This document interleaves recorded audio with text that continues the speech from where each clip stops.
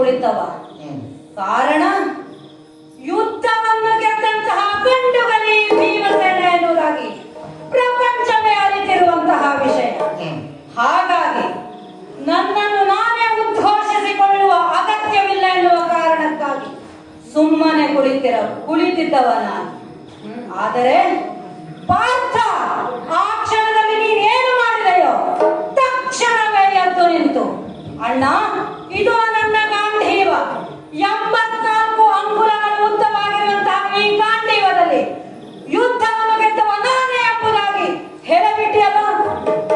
ತಕ್ಷಣ ನಖಶಿಖಾಂತ ಉರಿದು ಹೋಯಿತು ನನಗೆ. ಸಭೆಯಲ್ಲಿ ನೀನು ಎದ್ದು ನಿಂತ ಆ ಕ್ಷಣ ನಾನು ಯೋಚಿಸಿದವ, ಅಣ್ಣ, ಯುದ್ಧವನ್ನು ಗೆದ್ದವ ಭೀಮಸೇನ ಎನ್ನುವುದಾಗಿ ನೀನು ಹೇಳುತ್ತೀಯ ಎಂದು ಭಾವಿಸಿದವ ನಾನು. ಆದರೆ ನೀನು ನಿನ್ನನ್ನೇ ಉದ್ಘೋಷಿಸಿಕೊಂಡೆ. ಅಣ್ಣನಾದರೂ ಭೀಮ ಗೆದ್ದಿದ್ದಾನೆ ಅಂತ ಹೇಳ್ತಾನೆ ಅಂತ ಭಾವಿಸಿದ್ದೆ. ಅಣ್ಣನು ಹೇಳಲಿಲ್ಲ. ಅದಕ್ಕಾಗಿ ಅದನ್ನು ಪ್ರತಿಭಟಿಸಿದವ ನಾನು. ಆ ಪ್ರತಿಭಟನೆ ಎಲ್ಲಿಯವರೆಗೆ ಹೋಯಿತು ಅಂದ್ರೆ ಹೊಡೆದಾಟದವರೆಗೂ ಹೋಯಿತು. ನಾರದರ ಆಗಮನವಾಯಿತಲ್ಲ. ಏನೆಂದರು ನಾರದರು? ಫಲಿತಾಂಶಕ್ಕಾಗಿ ಶ್ರೀ ಕೃಷ್ಣನನ್ನು ಕೇಳಿ ಎನ್ನುವುದಾಗಿ ಹೇಳಿದರು. ಕೃಷ್ಣನನ್ನು ಕೇಳಿ ಆಯಿತು. ಕೃಷ್ಣ ಏನಂದ? ನಾನು ಸಾರಥಿಯಾಗಿದ್ದವ 18 ದಿನದ ಕುರುಕ್ಷೇತ್ರ ಯುದ್ಧವನ್ನು ನೋಡಿದಂತಹ ಬಬ್ಬುರು ಸೇನನ ರುಂಡ ಕುರುಕ್ಷೇತ್ರದಲ್ಲಿದೆ, ಅದನ್ನು ಕೇಳಿ ನಿಮಗೆ ಫಲಿತಾಂಶ ಸಿಗುತ್ತದೆ ಎನ್ನುವುದಾಗಿ ಕೃಷ್ಣ ಹೇಳಿದ. ಅವನ ಮಾತಿನಂತೆಯೇ ರುಂಡವನ್ನು ಕೇಳಿದ್ದಾಯಿತು. ಆ ರುಂಡ ಹೇಳಿದ್ದೇನು? ಚಕ್ರ ಸಂಹರಿಸಿತು, ಚಂಡಿಕೆ ರಕ್ತ ಕುಡಿಯಿತು ಎನ್ನುವುದಾಗಿ ಹೇಳಿತು. ಕ್ರೋಧಗೊಂಡಂತಹ ನಾನು ನನ್ನ ಈ ಕಥೆಯಿಂದ ಒಂದು ಪೆಟ್ಟನ್ನು ರುಂಡಕ್ಕೆ ಕೊಟ್ಟಿದ್ದು ಹೌದು. ಆ ರುಂಡ ಚಿತ್ರವಾಗಿ ಹೋಯಿತು. ನಾರದರು ಸಮಾಧಾನ ಪಡಿಸಿದರು. ಮತ್ತೆ ಹಿಂದಿರುಗಿ ಬರುವಾಗ ಪ್ರಾರಂಭವಾಯಿತಲ್ಲ ನಮ್ಮಲ್ಲಿ ಕೋಲಾಹಲ, ನಾನು ನಾನು ನಾನು ಎನ್ನುವುದಾಗಿ. ಎಲ್ಲವ ಪಾರ್ಥ, ಈಗಲೂ ಹೇಳ್ತೇನೆ, ಯುದ್ಧವನ್ನು ಗೆದ್ದವ ಈ ಗಂಡುಗಳ ಭೀಮನೇ ಹೌದು, ಭೀಮನೇ ಹೌದು. ಭೀಮ 18 ದಿನದ ರಣಕ್ಷೇತ್ರದಲ್ಲಿ ನಡೆದಂತಹ ಯುದ್ಧದಲ್ಲಿ ಆಚಾರ್ಯರಾದ ಭೀಷ್ಮರನ್ನು, ಗುರು ದ್ರೋಣರನ್ನು, ನನ್ನ ಮೇಲೆ ಕರ್ಣನನ್ನು ಯುದ್ಧದಲ್ಲಿ ಕೊಂದವನು ನಾನೇ ನಾನೇ ನಾನೇ. ಪಾರ್ಥ, ಏನು ಭೀಷ್ಮಾದಿಗಳನ್ನು ಕೊಂದವ ನೀನು? ಶಿಖಂಡಿಯಿಂದಲೇ ಭೀಷ್ಮರು ಹೋಗಬೇಕಾಯಿತು. ಇನ್ನು ದ್ರೋಣರು ಅಶ್ವತ್ಥಾಮ ಹತಕುಂಜರ ಎನ್ನುವ ಮಾತನ್ನು ಕೇಳಿ ಶಸ್ತ್ರತ್ಯಾಗ ಮಾಡಿದವರು. ಇನ್ನು ಕರ್ಣ, ಸಾರಥಿಯೂ ಇಲ್ಲದಂತಹ ದಯನೀಯ ಸ್ಥಿತಿಯಲ್ಲಿ ಕರ್ಣನಿರುವಾಗ ಅವನನ್ನು ಕೊಂದವ ನೀನು. ಇದರಲ್ಲಿ ನಿನ್ನ ಪ್ರತಾಪ ಮೆರೆದಿದ್ದೇನಿದೆಯೋ, ನಿನ್ನ ಪರಾಕ್ರಮ ಏನುಂಟು ಇದರಲ್ಲಿ. ಆದರೆ ನಾನು ಹಾಗಲ್ಲ. ನಿಜವಾಗಿಯೂ ಶತ್ರು ಸ್ಥಾನದಲ್ಲಿದ್ದಂತಹ 100 ಮಂದಿ ಕೌರವರನ್ನು ಕೊಂದು ಕಳೆದವ ನಾನು. ಭೀಮಸೇನ 100 ಮಂದಿ ಕೌರವರನ್ನು ನೀನು ಕೊಂದಿರಬಹುದು, ಆದರೆ ಯಾರಿಂದಲೂ ಕೊಲ್ಲಲು ಅಸಾಧ್ಯವಾದಂತಹ ಸಂಶಬ್ದಕರನ್ನು ಕೊಂದವನು ನಾನು. ಪಾರ್ಥ, ದುರುಳ ದುಶ್ಯಾಸನನ ಕರುಳನ್ನು ಪಡೆದು ದ್ರೌಪದಿಯ ಪ್ರತಿಜ್ಞೆಯನ್ನು ಈಡೇರಿಸಿದವ ಈ ಭೀಮಸೇನ. ಭೀಮಸೇನ, ಆಹಾ, ಸಾಹಸಿ ನೀನು. ಮಗದತ್ತು ನಡು ಸೆರೆ ಸಿಕ್ಕ ನಿನ್ನನ್ನು ಇರಿಸಿಕೊಂಡು ಬಂದವನು ಈ ಪಾರ್ಥ. ನೆನಪಿದೆಯ ನಿನಗೆ ಆ ಸಂಗತಿಗಳು? ಹೊಚ್ಚಬಾಯಿ ಪಾರ್ಥ, ಅಂದು ಹೊರಗಿನ ಆಲಯದಿಂದ ನಿನ್ನನ್ನು ಹೊತ್ತು ರಕ್ಷಿಸಿದವ ಈ ಭೀಮಸೇನ. ಅಲ್ಲಿರುವಂತಹ ಬಕನನ್ನು ಹಿಡಂಬನನ್ನು ಕೊಂದು ನಿಮ್ಮನ್ನು ರಕ್ಷಿಸದೇ ಇದ್ದರೆ ಇಷ್ಟು ಮಾತನಾಡಲಿಕ್ಕೆ ನೀನು ಇಲ್ಲಿರ್ತಿದ್ದೀಯ ಪಾರ್ಥ. ಭೀಮಾ, ಪರಶಿವನಳು ಪಾಶುಪತವನ್ನು ಗೆದ್ದು 3 ಲೋಕದ ವಿಜಯಿ ಎಂದೆನಿಸಿದ ಈ ಪಾರ್ಥನಳು ನಿನ್ನದೇನ ಪರಾಕ್ರಮ? ಪಾರ್ಥ, ಪರಾಕ್ರಮಕ್ಕಾಗಿಯೇ ನನ್ನನ್ನು ಪಡೆದವಳು ನಮ್ಮಮ್ಮ ಕುಂತಿ ಮಾತೆ. ಪರಾಕ್ರಮಕ್ಕೆ ಯಾರು ಎಂದರೆ ಭೀಮಸೇನ ಎನ್ನುವುದು ಪ್ರಪಂಚವೇ ಅರಿತಿರುವಂತಹ ವಿಷಯ. ನನ್ನ ಪರಾಕ್ರಮದ ಮುಂದೆ ಏನಂತ ಪರಾಕ್ರಮ? ಶ್ರೀಕೃಷ್ಣ ನಿನಗ್ಯಾಕೆ ಸಾರಥಿ ಆಗಲಿಲ್ಲ? ನನ್ನನ್ನೇ ಯಾಕೆ ಆಯ್ಕೆ ಮಾಡಿಕೊಂಡದ್ದು? ಹೋರಾಟಕ್ಕೆ ಸಾಮರ್ಥ್ಯ ಇರುವುದು ನನ್ನದೇ ಎಂಬುದಕ್ಕಾಗಿಯೇ ಶ್ರೀಕೃಷ್ಣ ನನ್ನನ್ನು ಆಯ್ಕೆ ಮಾಡಿಕೊಂಡದ್ದು ಸಮರಕ್ಕೆ. ಶ್ರೀಕೃಷ್ಣನ ಸಾರಥ್ಯವಿಲ್ಲದ್ರೆ ನಿನ್ನ ಪರಾಕ್ರಮವೆಲ್ಲವೂ ಶೂನ್ಯ ಎಂಬುದನ್ನು ಈ ಭೀಮ ಅರ್ಥ ಮಾಡಿಕೊಂಡಿದ್ದಾನೆ. ನಿನ್ನದೇನು ಪರಾಕ್ರಮ ಪರಾಕ್ರಮ. ಯುದ್ಧವನ್ನು ಗೆದ್ದವ ನಾನೇ. ಅಗ್ರಜ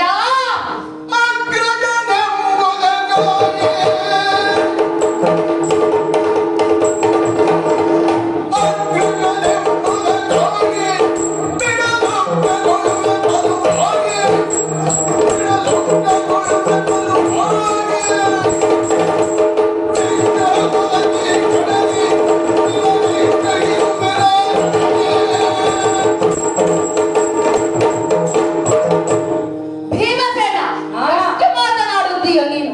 ಹಿರಿಯವರು ಹೇಳಿದಂತಹ ಮಾತು. ಅಗ್ರಜನೆಂದರೆ ಹಿರಿಯ ಅಣ್ಣಂದಿರು ಎಂದರೆ ತಂದೆಯಷ್ಟೇ ಗೌರವಕ್ಕೆ ಯೋಗ್ಯರು ಎಂಬುದಕ್ಕಾಗಿ.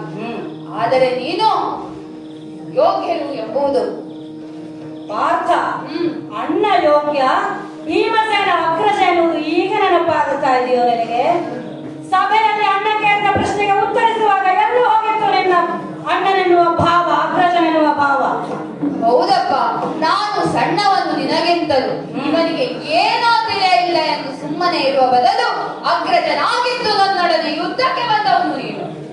ಅಗ್ರಜನಾಗಿ ಯುದ್ಧಕ್ಕೆ ಬರದ ನೀನು ಚಿಕ್ಕವನಾದರೆ ನಿನ್ನನ್ನು ಸಮಾಧಾನ ಪಡಿಸುತ್ತಿದ್ದೆ, ಬುದ್ಧಿ ಹೇಳುತ್ತಿದ್ದೆ. ಬೆಳೆದ ನಿನಗೆ ಬುದ್ಧಿಯಲ್ಲ ಏಟೆ ಕೊಡುವುದು. ಭೀಮಸೇನ, ಮೊದಲೇ ನೀನು ಹೇಳಿದಂತಹ ಮಾತು. ದೇವರು ಶ್ರೀ ನಾರದರು, ನಮ್ಮ ಭಾವನು ದೇವನು ಆದ ಶ್ರೀಕೃಷ್ಣ ಇವರೀರ್ವರು ನಮ್ಮ ಗೊಂದಲವನ್ನು ಬಗೆಹರಿಸಿ ಬಂದ ಸಂದಿಗ್ಧವನ್ನೆಲ್ಲ ದೂರ ಮಾಡಿದ್ದಾರೆ ಎಂಬುದಾಗಿ. ಆದರೆ ನೀನು ಅದನ್ನೆಲ್ಲ ಮರೆತು ಮತ್ತೆ ಮತ್ತೆ ಮತ್ತೆ ಮತ್ತೆ ನನ್ನೊಡನೆ ಹೋರಾಟಕ್ಕೆ ಬಂದವನು ನೀನು. ಇಂತಹ ನಿನ್ನನ್ನು ಸುಮ್ಮನೆ ಬಿಟ್ಟೇನು? ಬಿಡಲಾರೆ ಬಿಡಲಾರೆ ಬಿಡಲಾರೆ. ಏನು ಮಾಡ್ತೀಯ? ಯುದ್ಧವನ್ನು ಮಾಡ್ತೀಯ? ಯುದ್ಧಕ್ಕೆ ನಿನ್ನ ಪರಾಕ್ರಮ ಏನೆನ್ನುವುದನ್ನು ನೋಡೇ ಬಿಡುತ್ತೇನೆ.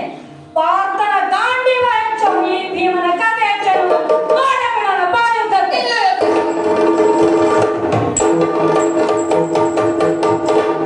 ಅರೆ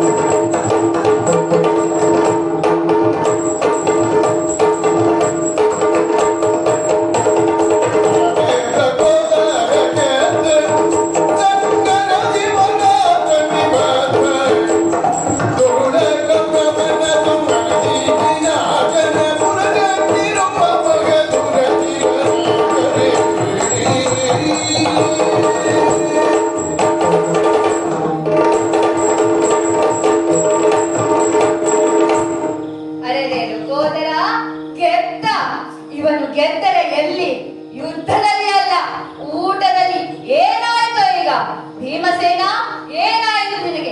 ಹೇಳಿದ್ದೇನೆ ಯುದ್ಧ ಬೇಡ ಬೇಡ ಬೇಡ ಅಗ್ರಜನೆಂದು ಬಿಡುತ್ತೇನೆ ಎಂದು. ಕೇಳಲಿಲ್ಲ, ಮತ್ತೆ ಬಂದೆ ಎಲ್ಲ ಸಮರಕ್ಕೆ.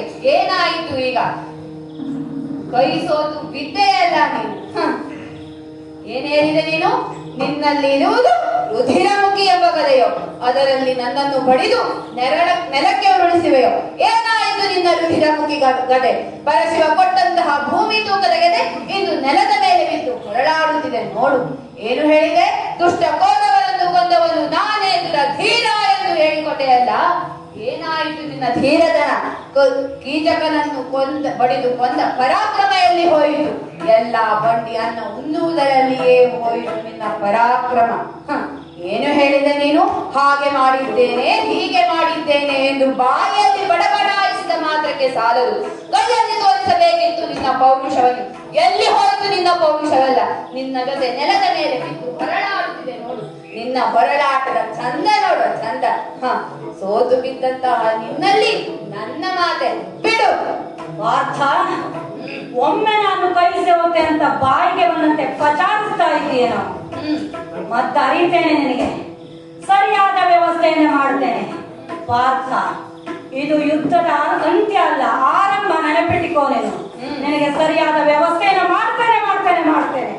ಏನು ಮಾಡುತ್ತೀಯೋ ಎಂಬ ನಿರೀಕ್ಷೆಯಲ್ಲಿಯೇ ಇರುತ್ತೇನೆ ನಾನು. ಅಪ್ಪ, ನಾನು ಬಿದ್ದ ಮೇಲೆ ಅದು ಎಷ್ಟು ಮಾತನಾಡಿದ ಸ್ವಾಮಿ ಇವ ಕೊಟ್ಟ ಪೆಟ್ಟು ನೋವಾಗಿದ್ದಲ್ಲ ನನಗೆ, ಇವನಾಡಿದ ಮಾತು ನೋವಾಗಿತ್ತು. ಹಾಗಾಗಿ ಇವನಿಗೆ ಸರಿಯಾದ ವ್ಯವಸ್ಥೆಯನ್ನು ಮಾಡಬೇಕು.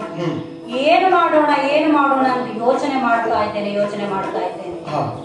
ಸರಿಯಾಗಿ ಇವನ ಸೊಕ್ಕನ್ನು ಮುರಿಯಬೇಕು. ಮಾಡ್ತೇನೆ. ಇದ್ದಾಳಲ್ಲ ನನ್ನ ಮನದರಸಿ ದ್ರೌಪದಿ, ಅವಳನ್ನೇ ಕರೆಯುತ್ತೇನೆ, ನೋಡೋಣ. ಓ ಕೀರವಾಣಿ,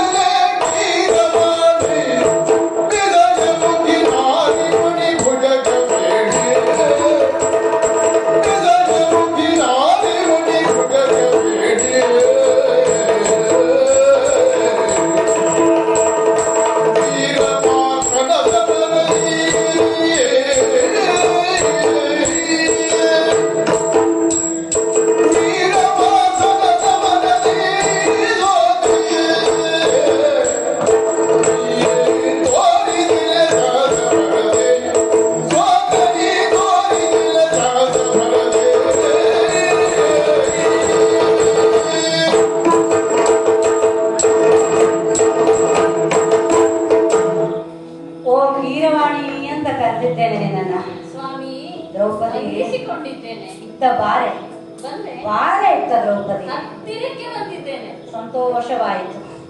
ಎಷ್ಟು ಚಂದವೇ ನೀನು, ಎಷ್ಟು ಚಂದ ಕಾಣ್ತಾ ಇದ್ದೀಯ. ಅದೋ ನಿನ್ನ ಮುಖ ನೋಡು, ಹುಣ್ಣಿಮೆಯ ಚಂದ್ರನಂತೆ ಪಳ ಪಳ ಹೊಳಿತಾ ಇದೆಯಲ್ಲೇ. ನಿಮ್ಮ ಕಣ್ಣಿಗೆ ನಾನು ಇವತ್ತು ಏಕೆ ಅಷ್ಟು ಚಂದ ಕಾಣುತ್ತೇನೆ ಅಂತ ಅರ್ಥ ಆಗಲಿಲ್ಲ ನನಗೆ. ದ್ರೌಪದಿ, ಇವತ್ತು ಅಂತ ಅಲ್ಲವೇ, ನೀನು ಯಾವಾಗಲೂ ಚಂದವೇ. ನಮ್ಮ ದಾಂಪತ್ಯದ ಸಾಮರಸ್ಯವೇ ಎಷ್ಟು ಚಂದ ಅಲ್ಲವೇನೆ ದ್ರೌಪದಿ? ಹೌದು ಸ್ವಾಮಿ, ಗಾಳಿ ಹಾಗೂ ಬೆಂಕಿಯ ಹಾಗೆ ಅಷ್ಟೊಂದು ಅನ್ಯೋನ್ಯತೆ ಇದೆ ನಮ್ಮ ದಾಂಪತ್ಯದಲ್ಲಿ. ಹೌದೇ ಹೌದು. ಒಮ್ಮೆ ನಿನ್ನ ಮುಖವನ್ನು ನೋಡಿದ್ರೆ ಸಾಕು, ನಿನ್ನ ಸಾಂಗತ್ಯ ಒಮ್ಮೆ ದೊರಕಿತು ಅಂತಾದ್ರೆ ಈ ಭೀಮನಿಗೆ ಹೊಸ ಚೈತನ್ಯವೇ ಬಂದ ಹಾಗಾಗುತ್ತದೆ. ನನಗೂ ಅಷ್ಟೇ ಸ್ವಾಮಿ. ನೀವು ನನ್ನ ಜೊತೆಗಿದ್ದೀರಿ ಅಂತಾದ್ರೆ ನೂರಾನೆಯ ಬಲ ನನಗೆ ಬಂದ ಹಾಗೆ ಆಗುತ್ತದೆ ಅಲ್ಲವೇನೆ? ಹಾಗಾಗಿ ಅಲ್ವೇನೆ, ಸದಾ ನಿನ್ನ ಈ ಯಾವುದೇ ನೋವಿನಲ್ಲಿರಲಿ, ಯಾವುದೇ ಸಂಕಷ್ಟದಲ್ಲಿರಲಿ ನಿನಗಾಗಿ ತುಡಿಯುವವನಲ್ವೇನೆ ನಾನು, ನಿನ್ನ ಸಹಾಯಕ್ಕಾಗಿ ಓಡೋಡಿ ಬರುವವನಲ್ವೇನೆ ನಾನು. ಹೌದೇ ಹೌದು, ನನ್ನ ಕಣ್ಣೀರನ್ನ ಒರೆಸುವವರು ನೀವೇ ಅಲ್ಲವೇನೆ? ಸದಾ ನನ್ನ ಮುದ್ದಿನ ಮಡಿ ದ್ರೌಪದಿಯ ಮುಖದಲ್ಲಿ ಸಂತೋಷವನ್ನೇ ಬಯಸುವವ ಈ ಭೀಮಸೇನ ಅಲ್ಲವೇನೆ? ಹೌದೇ ಹೌದು, ಅದು ಸಹಜ ತಾನೇ. ದಾಂಪತ್ಯದಲ್ಲಿ ಪತಿಯು ಸದಾ ಸಂತೋಷದಿಂದ ಇರಬೇಕು ಎನ್ನುವುದಾಗಿ ಸತಿ ಬಯಸ್ತಾಳೆ ಅಲ್ಲವೇನೆ? ಅದಕ್ಕೆ ನಾನು ಹೊರತಾದವಳಲ್ಲವಲ್ಲ. ಹಾಗಾಗಿ ನಿನ್ನ ಸಂಕಷ್ಟಗಳಲ್ಲೆಲ್ಲ ನಾನು ಜೊತೆಯಾಗಿದ್ದವಳು. ನಿನ್ನ ನಗುವನ್ನು ನೋಡಬೇಕೆಂಬುದೇ ನನ್ನ ಆಸೆ ದ್ರೌಪದಿ. ಹೌದೇ ಹೌದು, ಪ್ರತಿ ಸಂದರ್ಭದಲ್ಲಿಯೂ ನನ್ನ ಕಣ್ಣೀರನ್ನ ಒರೆಸಿದವರು ನೀವೇ ಹೌದು ಅಲ್ಲವೇನೆ? ಈಗ ನೋಡು, ಮಹಾಭಾರತ ಯುದ್ಧವೆಲ್ಲ ಮುಗಿದಿದೆ. ಈ ಹಸ್ತಿನಾವತಿಯಲ್ಲಿ ಈಗ ಪಾಂಡವರ ರಾಜ್ಯಾಡಳಿತ. ನಮ್ಮ ಅಣ್ಣ ಯುಧಿಷ್ಠಿರ ಧರ್ಮಪೀಠವನ್ನೇರಿದ್ದಾನೆ ಸ್ವಾಮಿ. ಸಂಕಷ್ಟದ ದಿನಗಳೆಲ್ಲ ಕಳೆದಿದೆ. ಹೌದಾ? ಸರಿಯಾಗಿ ನೋಡು, ಹ? ನನ್ನ ಮುಖವನ್ನೊಮ್ಮೆ ಸರಿಯಾಗಿ ನೋಡು. ನೀನು ನೋಡುತ್ತಾ ಇದ್ದೇನೆ ನಾನು ಸಂತೋಷದಲ್ಲಿರುವಾಗ ಕಾಣುತ್ತದೆಯೇನೆ ನಿನಗೆ? ಸರಿಯಾಗಿ ನೋಡು. ಸ್ವಾಮಿ. ಹ? ಗಮನಿಸಲಿಲ್ಲ ಅಂತಲ್ಲ, ಹ್ಮ್. ಆಗಿಂದಲೂ ನಿಮ್ಮನ್ನೇ ನೋಡುತ್ತಾ ಇದ್ದೇನೆ. ಅದೇ. ಯಾಕೋ ಒಗಟಾಗಿ ಮಾತನಾಡುತ್ತಾ ಇದ್ದೀರಿ. ಮುಖದಲ್ಲೂ ದುಗುಡ ತುಂಬಿದೆ. ಅಲ್ವಾ? ಸೋತು ಬಸವಳಿದ ಹಾಗೆ ನೀವಿದ್ದೀರಿ. ಹೌದು. ಸ್ವಾಮಿ, ಏನಾಯಿತು? ಏನಾಯಿತು ಹೇಳಬಾರದೆ ನನ್ನೊಡನೆ? ಹೇಳ್ತೇನೆ. ಹ, ನನ್ನ ಮುಖವನ್ನು ನೋಡಿ ನೀನು ಅರ್ಥೈಸಿಕೊಂಡೆ ಅಂತ ಅರ್ಥವಾಯಿತು. ಹ, ನಿನ್ನ ಮನಸ್ಸೇ ಹಾಗಲ್ವೇನೆ? ಹ. ನಿನಗೆ 5 ಗಂಡಂದಿರು, ಹಾ. ಆದರೆ ನಿನಗಾಗಿ ತುಡಿಯುವ ನಾನು. ಹೌದು. ನೀನು ನೋವಿನಲ್ಲಿರುವಾಗ ತಕ್ಷಣ ನೆನೆಸಿಕೊಳ್ಳುವುದೇ ಈ ಭೀಮಸೇನಲ್ವೇನೆ? ಹೌದೇ ಹೌದು. ನಿಮ್ಮ ಗಾತ್ರವನ್ನು ನೋಡಿ ಅಲ್ಲ, ಹಾ. ಸಂಕಷ್ಟಗಳಿಗೆ ನೀವು ನನಗೆ ನೆರವಾದರು ಅನ್ನುವ ಕಾರಣಕ್ಕಾಗಿ ನೆನಪಾಗುವುದೇ ನೀವು. ಅಲ್ವೇನೆ? ಹಾ. ಹಾಗಾಗಿ ಹಾ. ನನ್ನ ಮುಖವನ್ನು ನೋಡು ಅಂತ ಹೇಳಿದ್ದು. ಹಾ. ನೀನು ನನ್ನ ಮುಖವನ್ನು ನೋಡದೇ ಇದ್ದರು ನನ್ನ ಭಾವವನ್ನು ನೀನು ಅರ್ಥ ಮಾಡಿಕೊಳ್ಳುತ್ತಿ ಎಂದು ನಾನು ಅರ್ಥೈಸಿಕೊಂಡಿದ್ದೇನೆ. ಆದರೂ ಹೇಳಿತು ನನ್ನ ಮುಖವನ್ನು ನೋಡು ಅಂತ. ಸ್ವಾಮಿ, ಹಾ. ಯಾಕೆ ದುಃಖ ಅಂತ ಅರ್ಥ ಆಗಲಿಲ್ಲ. ಹ್ಮ್. ಕಷ್ಟದ ದಿನಗಳೆಲ್ಲ ಕಳೆದಿದೆ. ಈ ಆರ್ಯಾವೃತ್ತದಲ್ಲಿ ಈಗ ಧರ್ಮರಾಜ ಪ್ರಭುಗಳು ಸಿಂಹಾಸನವನ್ನೇರಿದಂತಹ ಈ ಕಾಲಕ್ಕೆ ಹೌದಪ್ಪ. ಪಾಂಡವರಿಗೋ ಅಥವಾ ಪ್ರಜೆಗಳಿಗೋ ಹಾ. ಕಷ್ಟ ಎಂಬುದೇ ಇಲ್ಲ. ಹ್ಮ್. ಸುಖದ ದಿನಗಳಿಗೂ. ಹ್ಮ್. ಆದರೂ ಯಾಕೆ ಹೀಗೆ ಒಗಟಾಗಿ ನೀವು ಮಾತಾಡ್ತೀರಿ? ಏನಾಯ್ತು ಎನ್ನುವುದನ್ನು ನನಗೆ ವಿವರಿಸಿ ಹೇಳಬಾರದೆ ನೀವು? ಹೇಳಬೇಕು ಅಂತಲೇ ನಿನ್ನನ್ನು ಕರೆಸಿಕೊಂಡಿದ್ದು ದ್ರೌಪದಿ. ಹಾ. ತುಂಬಿರುವಂತಹ ಸಭೆಯಲ್ಲಿ ಹಾ. ಅಣ್ಣ ಯುಧಿಷ್ಠಿರ ಕೇಳಿದಂತಹ ಪ್ರಶ್ನೆ, ಹಾ. ಮಹಾಭಾರತ ಯುದ್ಧವನ್ನು ಗೆದ್ದವರು ಯಾರು ಎನ್ನುವುದಾಗಿ ಅಣ್ಣ ಪ್ರಶ್ನೆಯನ್ನಿತ್ತ. ಇದು ಪ್ರಶ್ನೆಯೋ? ಹೌದು. ಗೆದ್ದವರು ಪಾಂಡವರಲ್ಲವೋ? ನನ್ನ ಎಣಿಕೆಯು ಅದೇ ಆಗಿತ್ತು. ಹಾ. ಆದ್ರೆ ಆ ಸಭೆಯಲ್ಲಿ ನಡೆದಿದ್ದೇ ಬೇರೆ ದ್ರೌಪದಿ. ಏನಾಯ್ತು? ಅಣ್ಣ ಕೇಳಿದಂತಹ ಪ್ರಶ್ನೆಗೆ ಹಾ. ಆ ನನ್ನ ತಮ್ಮ ನೆನೆಸಿಕೊಂಡಂತಹ ಪಾರ್ಥ, ನಿನ್ನ ಪತಿ ಪಾರ್ಥ ಎದ್ದು ನಿಂತು ಆಡಿದ ಮಾತೇನು ಗೊತ್ತುಂಟೇನೆ? ಏನಾಡಿದ್ರು ಪಾರ್ಥ ಅಣ್ಣ, ಮಹಾಶಯರು? ಯುದ್ಧವನ್ನು ಗೆದ್ದವ ನಾನೇ ಎಂದು ತನ್ನನ್ನೇ ತಾನು ಉದ್ಘೋಷಿಸಿಕೊಂಡು ಬಿಟ್ಟ. ಮಾತ್ರವಲ್ಲ, ಯುದ್ಧದಲ್ಲಿ ನಾನು ಹಾಗೆ ಮಾಡಿದೆ ಹೀಗೆ ಮಾಡಿದೆ ಎಂದು ಇಷ್ಟುತ್ತ ಮಾತನಾಡಿ ಬಿಟ್ಟ. ಸಭೆಯಲ್ಲಿ, ನಾನಿರುವಂತಹ ಸಭೆಯಲ್ಲಿ ಎದ್ದು ನಿಂತು ಮಾತನಾಡಿದ. ಸ್ವಾಮಿ, ಹ್ಮ್. ಅದಕ್ಕೆ ನಿಮಗೆ ಬೇಸರವೇ? ಈ ಮಹಾಭಾರತ ಯುದ್ಧದಲ್ಲಿ ನಿಮ್ಮ ಪರಾಕ್ರಮವೇನು ಸಾಮಾನ್ಯವಿತ್ತೆ? ನೀವು ನಿಮ್ಮ ಯಶೋಗಾಥೆಯನ್ನ ಹೇಳಿಕೊಂಡರಾಗುತ್ತಿತ್ತಲ್ಲ. ನಾನು ಬಿಟ್ಟೇನ ದ್ರೌಪದಿ? ಹಾ. ನಾನು ಹೇಳಿದೆ ಹಾ. ಯುದ್ಧವನ್ನು ಗೆದ್ದವ ನಾನೇ ಎಂಬುದಾಗಿ. ಹಾ. ಅವನು ಹೇಳಿದ ನಾನು ಎಂಬುದಾಗಿ. ಹಾ. ನಮ್ಮಿರುವರಲ್ಲಿ ವಾದವಾಯಿತು, ವಿವಾದವಾಯಿತು, ವಾಗ್ವಾದವಾಯಿತು, ಯುದ್ಧವೇ ನಡೆದು ಹೋಯಿತು. ಏನು? ಈ ವಿಷಯಕ್ಕೆ ನಿಮ್ಮಿಬ್ಬರಲ್ಲಿ ಯುದ್ಧವೇ ನಡೆದು ಹೋಯಿತು? ಯುದ್ಧವೇ ನಡೆದು ಹೋಯಿತು. ಹಾ. ಮಾತ್ರವಲ್ಲ, ಹಾ. ಪಾರ್ಥನಿಂದ ಸೋತು ಅವಮಾನಿತನಾಗಿ ನಾನು ನಿನ್ನಲ್ಲಿಗೆ ಬಂದಿದ್ದು, ನಿನ್ನನ್ನು ಕರೆಸಿಕೊಂಡಿದ್ದು. ಓಹೋ. ಪಾರ್ಥನು ನನ್ನನ್ನು ಸೋಲಿಸಿದ್ದಾನೆ. ಹಾ. ಹಾಗಾಗಿ ನಿನ್ನ ಉಸಿರಿಗೆ ಉಸಿರಾಗಿರುವಂತಹ ಈ ಭೀಮಸೇನ ಸೋತು ಅವಮಾನಿತನಾಗಿ ಬಂದಿದ್ದಾನೆ. ನನಗೆ ಗೆಲುವು ಬೇಕು. ನೀನು ಹೋಗಿ ಪಾರ್ಥನಲ್ಲಿ ಹೋರಾಡಿ ಅವನಿಗೆ ಪೆಟ್ಟನ್ನು ಕೊಟ್ಟು ನನಗೆ ಜಯವನ್ನು ನೀನು ತಂದು ಕೊಡಬೇಕು. ಸ್ವಾಮಿ, ಹಾ. ಏನಾಡುತ್ತಾ ಇದ್ದೀರಿ ಸ್ವಾಮಿ ನೀವು? ಜಯ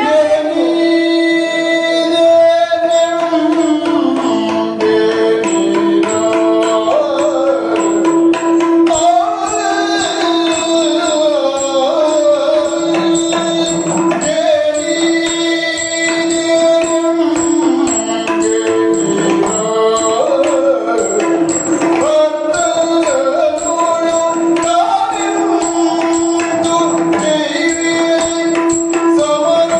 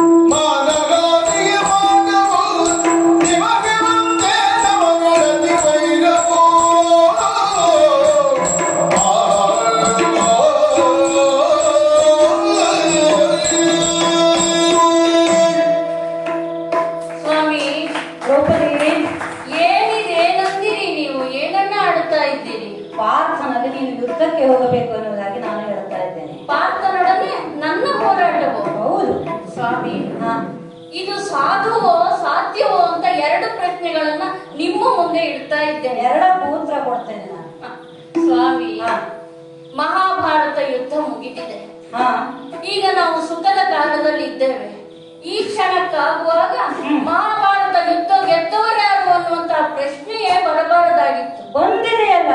ಬಂದಿದೆ. ಹಾ, ಬಂದಿದೆ ಅಂದ ಮೇಲೆ ಪಾರ್ಥ ಮಹಾಶಯರು ಉತ್ತರ ಕೊಟ್ಟರು ಅಂತ ಆದ್ರೆ ನೀವು ಸುಮ್ಮನಿರ್ಬೇಕಾಗಿತ್ತು.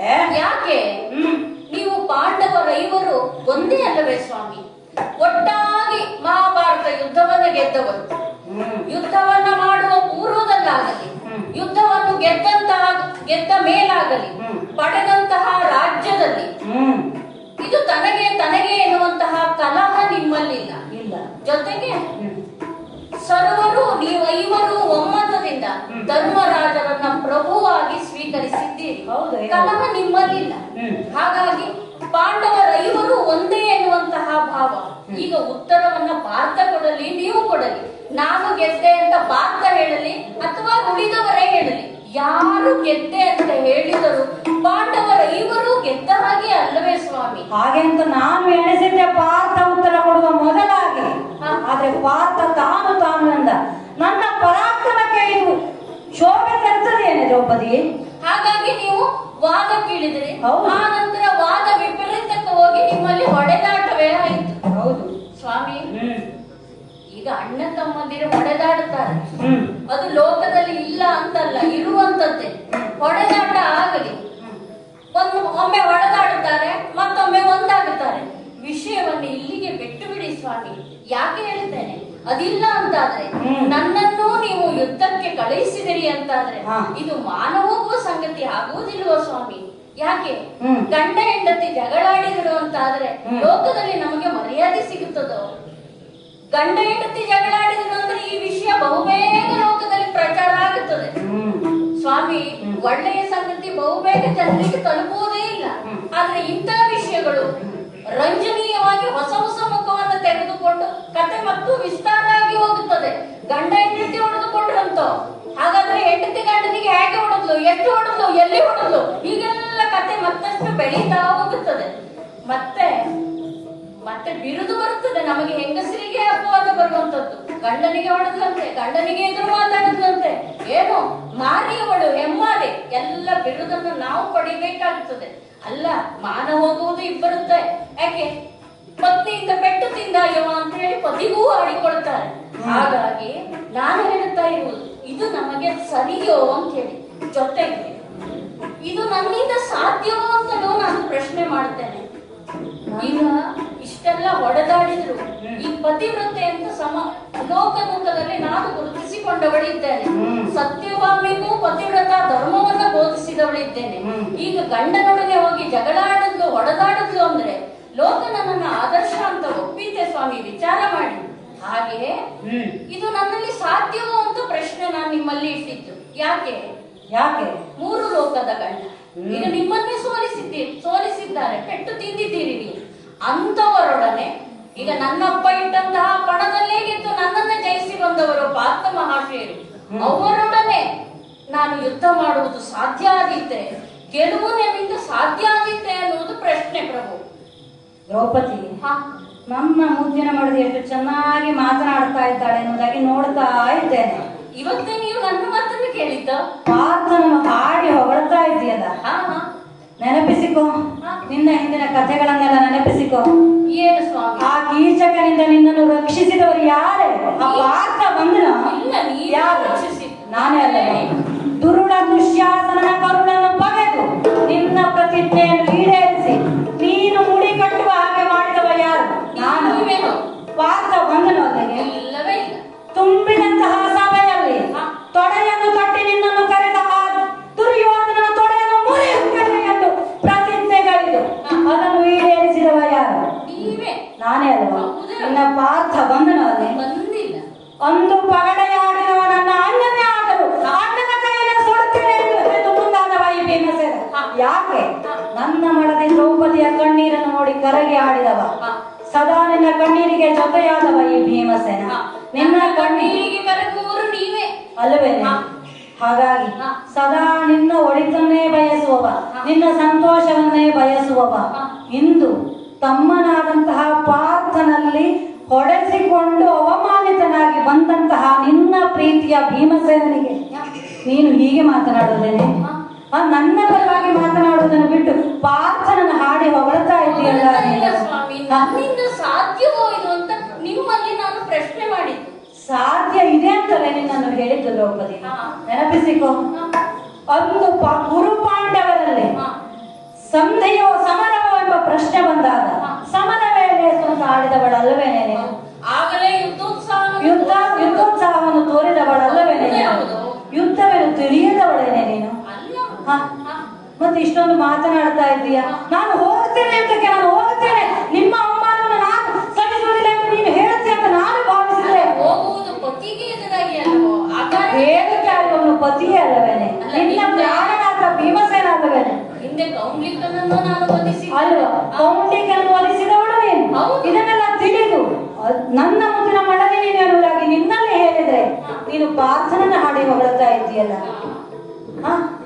ಈಗ ನಿನ್ನಲ್ಲಿ ಕೊನೆಯ ಪ್ರಶ್ನೆ, ಈ ಭೀಮಸೇನಿಗಾದಂತಹ ಅವಮಾನವನ್ನು ಸಹಿಸಿಕೊಳ್ತೀಯೋ ಅಥವಾ ಈ ಅವಮಾನವನ್ನು ಹೋಗಲಾಡಿಸಿ ಪಾರ್ಥನನ್ನು ಯುದ್ಧ ಮಾಡಿ ನನಗೆ ಗೆಲುವು ತರ್ತೀಯ, ಪಾರ್ಥನಿಗೆ ಹೊಡೆದು ಬರ್ತೀಯ, ನನಗೆ ಗೆಲುವು ತರ್ತೀಯ, ಏನ್ ಮಾಡ್ತೀಯ? ಅಥವಾ ನೀನು ಒಂದು ವೇಳೆ ಯುದ್ಧ ಮಾಡುವುದಿಲ್ಲ ಅಂತ ಆದ್ರೆ, ನನ್ನ ಪರವಾಗಿ ನೀನು ನಿಲ್ಲುವುದಿಲ್ಲ ಅಂತ ಆದ್ರೆ ನಿನ್ನಲ್ಲಿ ನನ್ನ ಮಾತಿಲ್ಲ. ಸ್ವಾಮಿ, ಅರ್ಥ ಆಯ್ತು. ಲೇಸನಾಡಿದಿರಿ ನೀವು, ಲೇಸನಾಡಿದಿರಿ. ಈಗಲೇ ನಾನು ರಣಕ್ಕೈದುವೆ, ನಾನು ರಣಕ್ಕೆ ಹೋಗುತ್ತೇನೆ. ಹಾ, ಇದು ನಿನ್ನ ಮಾತನ್ನ ಈಡೇರಿಸ್ತೇನೆ. ಸ್ವಾಮಿ, ಇಲ್ಲಿಯವರೆಗಾದ್ರೂ ನಾನು ಮಾತಾಡಿದೆ ಯಾಕೆ? ನಿಮ್ಮಲ್ಲೇನಾದ್ರೂ ಮನಪರಿವರ್ತನೆಯಾಗಿ ಪ್ರಸಂಗ ಇಲ್ಲಿಗೆ ಮುಗೀತದೋ ಅಂತ ಭಾವಿಸಿ ಮಾತಾಡಿದ್ದು. ಮತ್ತೆ ಮುಗಿಯುವ ಹಾಗಿಲ್ಲ. ಇಲ್ಲ ಗೊತ್ತಾಯ್ತು. ಜೊತೆಗೆ ಇದು ಧರ್ಮವೋ ಅಂತ ನಾನು ನನ್ನಲ್ಲೇ ವಿವೇಚನೆ ಮಾಡಿದ್ದು. ಕೆಲವೊಂದು ಸನ್ನಿವೇಶಗಳು, ಕೆಲವೊಂದು ಪ್ರಸಂಗಗಳು ಮೇಲ್ನೋಟಕ್ಕೆ ಅಧರ್ಮವಾಗಿ ಕಂಡರು, ಅದರ ಉದ್ದೇಶ ಧರ್ಮದ ನೆಲೆಯಲ್ಲಿಯೇ ಇರುತ್ತದೆ. ಇಲ್ಲೂ ಹಾಗೆ ಈ ಪ್ರಕರಣದಲ್ಲಿ ನಾನೇ ಗೆದ್ದವ ಎನ್ನುವಂತವರ ಅಘಟನ್ನು ಮುರಿಯಬೇಕು. ಜೊತೆಗೆ ಸತ್ಯ ಏನು ಅನ್ನುವುದು ಲೋಕಮುಖಕ್ಕೂ ಪ್ರಚುರ ಆಗಬೇಕು. ಸ್ವಾಮಿ, ಆ ನೆಲೆಯಿಂದಲೂ ಯೋಚನೆ ಮಾಡಿದರೆ, ಜೊತೆಗೆ ನೀವು ಹೇಳಿದಿರಲ್ಲ, ನಿನ್ನನ್ನ ಪ್ರತಿ ಸಂದರ್ಭದಲ್ಲೂ ರಕ್ಷಣೆ ಮಾಡಿದವ ನಾನಿದ್ದೇನೆ, ನಾನು ಒಪ್ಪಿಕೊಂಡಿದ್ದೇನೆ. ಆರ್ಥಿಕವಾಗಿ ನಾನು ಒಪ್ಪಿಕೊಂಡಿದ್ದೇನೆ. ಯಾಕೆ? ನಾನು ಇಷ್ಟಪಟ್ಟಿದ್ದು ಕೇವಲ ನನ್ನ ಕಷ್ಟವನ್ನಷ್ಟೇ ಪರಿಹರಿಸಿದ್ದಲ್ಲ, ನನ್ನ ಅಭಿಷ್ಟವನ್ನು ನೀವು ಸೌಗಂಧಿಕ ಪುಷ್ಪ ನಾನು ಬೇಕು ಅಂತ ಬಯಸಿದೆ. ಕಷ್ಟವಾದರೂ ನೀವು ಅದನ್ನು ನನಗೆ ತಂದು ಕೊಟ್ಟಿರಿ, ನನ್ನ ಮಾತನ್ನ ನಡೆಸಿಕೊಟ್ಟಿರಿ. ದುಶ್ಯಾಸನನ ಕರುಣನ್ನು ಬಗೆದು ಆ ರಕ್ತವನ್ನ ನನ್ನ ಹೆರಳಿಗೆ ಬಿಡಿದು ಮುಡಿ ಕಟ್ಟಿಸಿ ಕೊಟ್ಟಿದ್ದೀರಿ. ಮತ್ತೆ ಜಯದ್ರಥ ಅವನನ್ನು ಹೊತ್ತುಕೊಂಡು ಹೋಗುವಾಗ ಅವನ ತಲೆ ಓಡಿಸಿದಿರಲ್ಲ, ಎಲ್ಲ ಸಂದರ್ಭದಲ್ಲೂ ನೀವು ನನಗೆ ನೆರವಾದವರೇ. ಆ ಕಾರಣಕ್ಕಾಗಿ ನೀವು ಮಾಡಿದಂತಹ ಉಪಕೃತಿಯನ್ನ ನೆನೆಸಿ ಪ್ರತಿ ಉಪಕಾರ ಮಾಡಬೇಕಾದದ್ದು ನನ್ನ ಕರ್ತವ್ಯ. ಜೊತೆಗೆ ನಾರದರ ನಿಬಂಧನೆ ಉಂಟಲ್ಲ, ನಮಗೆ ವರ್ಷಕ್ಕೆ ಒಂದರಂತೆ ಪ್ರತಿ ವರ್ಷವೂ ಒಬ್ಬೊಬ್ಬರಿಗೆ ನಾನು ಸತಿಯಾಗಿ ಇರಬೇಕು ಎನ್ನುವುದಾಗಿ. ಈಗ ನನ್ನ ಸತಿಯಾಗಿದ್ದೇನೆ, ನಿಮ್ಮ ಸತಿಯಾಗಿದ್ದೇನೆ. ಸತಿಯಾದವಳು ಪತಿಯ ಮಾತನ್ನ ಕೇಳಬೇಕಾಗಿದ್ದು ಕರ್ತವ್ಯ, ಅವಳ ಹೊಣೆಯೂ ಹೌದು. ಆ ಕಾರಣಕ್ಕಾಗಿ ಸ್ವಾಮಿ, ಇನ್ನು ನೀವು ಚಿಂತೆ ಮಾಡುವುದೇ ಬೇಡ. ನಾನು ಹೊರಡುತ್ತೇನೆ ರಣಕ್ಷೇತ್ರಕ್ಕೆ. ಆ ವಾಸವಾತ್ಮಜನ, ಆ ಬಲುಗುಣನ ಬಲುಗು ಏನಿದೆ ನಾನು ನೋಡುತ್ತೇನೆ. ಜೊತೆಗೆ ಅವನ ಪಕ್ಷವನ್ನಂತೂ ಯಾರೇ ಬರಲಿ, ಶ್ರೀಕೃಷ್ಣನೇ ಬರಲಿ, ಅಲ್ಲ ಪರಮೇಶ್ವರನೇ ಈಗಲಾಗಿ ಬರಲಿ, ಅವರನ್ನ ಸೋಲಿಸಿ ಜಯವನ್ನು ತರ್ತೇನೆ. ಶಾಬಾಷ್, ಸಂತೋಷವಾಯ್ತು. ಇದು ಈ ಭೀಮಸೇನನ ಮಡದಿಯ ಮಾತು. ಸಂತೋಷವಾಗ್ತಾ ಇದೆ. ಇದು ದುರವಿಯನ್ನು ಕೊಡ್ತಾ ಇದ್ದೇನೆ, ಹೋಗಿ 2 ಜಾಸ್ತಿ ಕೊಡ್ಬೇಕು ಪಾರ್ಥನಿಗೆ. ಅವನ ಸೊಕ್ಕನ ಮುರಿದು ಜಯ ಶ್ರೀರಾಗಿ ಬಾ. ನೀವು ಹೋಗಿ ಬಾ ಎಂದಾಗಲೇ ನನ್ನ ಮುಖ ಪಡಲಿದೆ, ಮೈ ನಡಕ್ತಾ ಇದೆ, ರೋಷ ಉಕ್ಕಿ ಬರ್ತಾ ಇದೆ.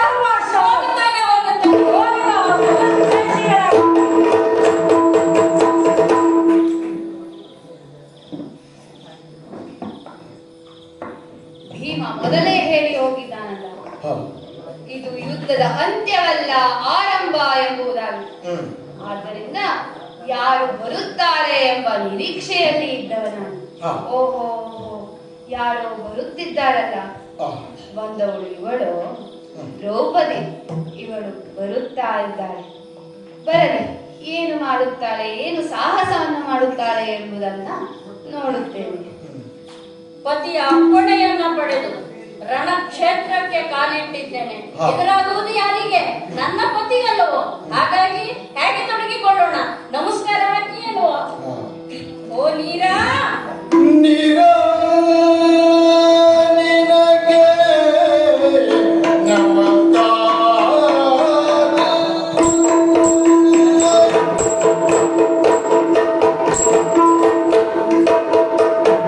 ನೀರಾ ನಿನಗೆ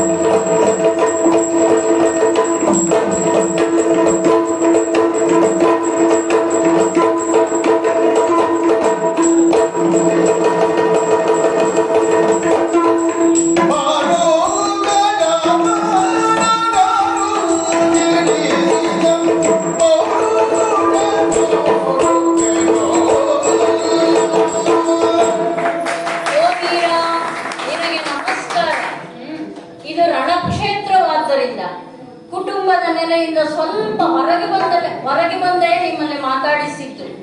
ಅದಿಲ್ಲವಾದರೆ ರಮಣ ವಂದಿಸಿಕೊಂಡೆ ಆಶೀರ್ವಾದ ಮಾಡಿ ಅಂತ ಹೇಳಬಹುದಾಗಿತ್ತು. ಆದ್ರೆ ಈಗ ಹಾಗಲ್ಲ. ರಣಕ್ಷೇತ್ರದಲ್ಲಿ ನಾವು ನಿಂತಿದ್ದೇವೆ. ಸತಿಪತಿಗಳಾದರೂ ಕೂಡ ಒಬ್ಬರ ವಿರುದ್ಧವಾಗಿ ಒಬ್ಬರು ನಾವು ನಿಂತವರಿದ್ದೇವೆ. ಅದಿಲ್ಲವಾದರೆ ನಾನು ನಿಮ್ಮ ವಾಮಭಾಗದಲ್ಲಿ ಇರಬೇಕಾದವರು. ಈಗ ನಿಮ್ಮ ಎದುರಾಗಿ ನಿಂತಿದ್ದೇನೆ. ಸ್ವಾಮಿ, ಇಂಥದ್ದೊಂದು ಕ್ಷಣ ಎದುರಾಗಿ ಬರುತ್ತದೆ ಅಂತ ನಿರೀಕ್ಷೆಯೇ ನನಗಿರಲಿಲ್ಲ. ಅಲ್ಲ, ನಾನು ನಿಮ್ಮಲ್ಲಿ ಕೇಳುವುದು ಏನು, ಗಾಂಡಿವವನ್ನು ಹಿಡಿಯದೆ ಬೇಸರಾಗಿತ್ತೋ ನಿಮಗೆ? ಅಲ್ಲ, ಈಗೊಂದು ಕತೆ ಉಂಟು.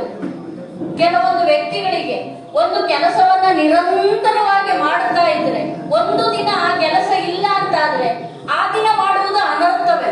ನಮ್ಮಲ್ಲಿ ಒಂದು ಹೇಳ್ತಾರಲ್ಲ, ಮರದ ಕೆತ್ತನೆ ಕೆಲಸ ಮಾಡುವ ಒಬ್ಬನಿದ್ದನಂತೆ. ಅವ ನಿರಂತರವಾಗಿ ಕೆತ್ತನೆ ಮಾಡುವವ. ಆ ಕೆಲಸದಲ್ಲಿ ಅವ ಪ್ರಾವೀಣ್ಯತೆಯನ್ನು ಪಡೆದುಕೊಂಡವ, ಅನುಭವವೂ ಇದೆ. ಮತ್ತೆ ತಾನು ಚೆನ್ನಾಗಿ ಕೆತ್ತನೆ ಮಾಡುತ್ತೇನೆ ಎನ್ನುವಂತಹ ಅಹಂಕಾರವು ಅವನಿಗಿತ್ತು. ಒಂದು ದಿನ ಅವನಿಗೆ ಕೆತ್ತನೆ ಮಾಡುವುದಕ್ಕೆ ಮರವೇ ಸಿಗಲಿಲ್ಲ. ಆಗೇನು ಮಾಡ್ತಾನೆ? ಏನು ಮಾಡುವುದು? ಕೈಯಲ್ಲಿ ಕೆತ್ತನೆ ಮಾಡುವುದಕ್ಕೆ ಬೇಕಾದಂತಹ ಉಪಕರಣಗಳುಂಟು. ಏನು ಮಾಡುವುದು ಅಂತ ವಿಚಾರ ಮಾಡಿ ಮಗನನ್ನೇ ಮರವಾಗಿ ಭ್ರಮಿಸಿ ಕೆತ್ತುವುದಕ್ಕೆ ಪ್ರಾರಂಭ ಮಾಡಿದನಂತೆ. ಹಾಗಾಯಿತು ನಿಮ್ಮ ಕತೆ. ಯಾಕೆ? ಕೈಯಲ್ಲಿ ಗಾಂಡಿಯೂ ಇದೆ, ಒಯ್ಲಿಗಳಿಲ್ಲ, ಹೊಡೆಯಬೇಕು, ಯಾರು ಹೊಡಿಬೇಕು, ಅಣ್ಣನನ್ನಾದ್ರೂ ಹೊಡಿತೇನೆ ಅಂತ ಮುಂದಾದ್ರು. ನೀವು ಅಣ್ಣನನ್ನ ಹೊಡೆಯುವುದಕ್ಕೂ ಮುಂದಾದ್ರು. ರಮಣಿ, ರಮಣಿಯೇ ನೀನು